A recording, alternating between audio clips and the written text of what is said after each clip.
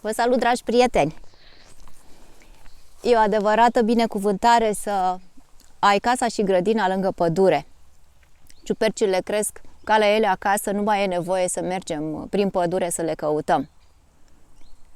Dar cea mai mare surpriză am avut anul ăsta când am găsit ghebe exact în grădina de legume. Fără să-mi dau seama, le-am creat condiții de-a lungul timpului și anul ăsta au răsărit ca ciupercile după ploaie. Vreau să vă arăt și vouă unde le-am găsit, câte au fost și repede o rețetă foarte rapidă, cum le-am mâncat noi de ne-am lins pe degete. Haideți să vedem!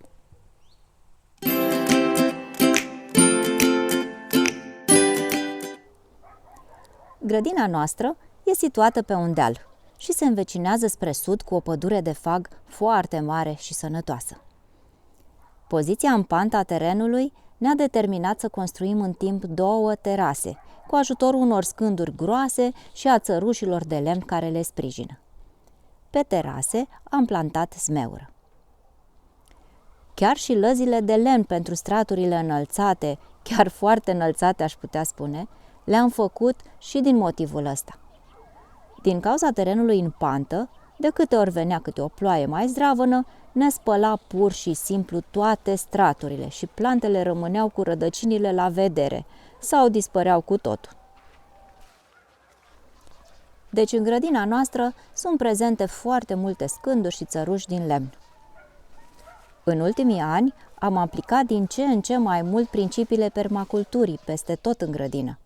Folosim tocătură de crengi, facem compost din resturile vegetale și am adus inclusiv frunze din pădure ca să acoperim pământul, mai ales pe timpul iernii, și să le adăugăm și în compost. Vă imaginați ce a urmat? Haideți să vă spun 2 vorbe despre ghebe. Ghebele cresc pe trunchiuri de copaci aflați în putrefacție, pe crengi și resturi de lemn căzute prin pădure sau chiar prin iarbă.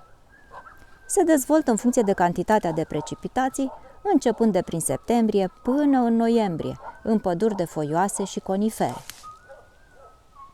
Preferă locuri umbroase și umede, dar au nevoie și de soarele blând al toamnei. Dacă au condiții, ghebele pot crește și în locuri mai puțin așteptate, cum ar fi la noi în grădină.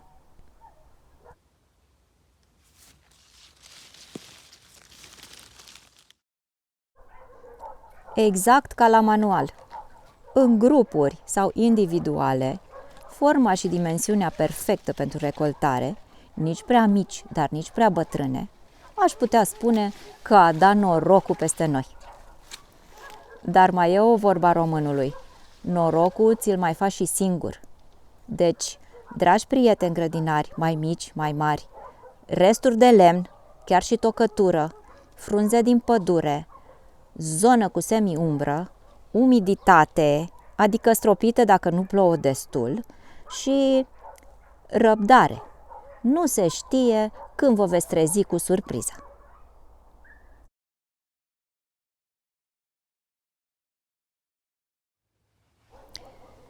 Cam asta e ce am cules doar din zona cu zmeură.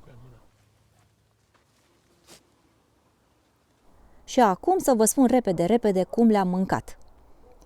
Cea mai bună și mai rapidă mâncare cu ghebe e ostropelul, cum îi spune mama soacră, de la care am învățat și rețeta. Curățăm ghebele și le spălăm în 3 ape, apoi le opărim 5 minute și le clătim bine. Le tocăm puțin și le punem într-o tigaie cu puțin ulei și o ceșcuță de apă. Cât timp fierb, se scade apa și încep să sfârâie, facem o mămăliguță.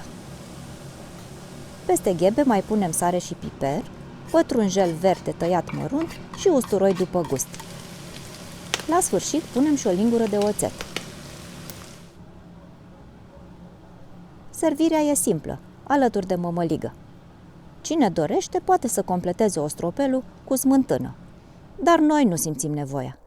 E foarte bun și așa, simplu, rapid, foarte ușor și hrănitor. Și încă ceva important.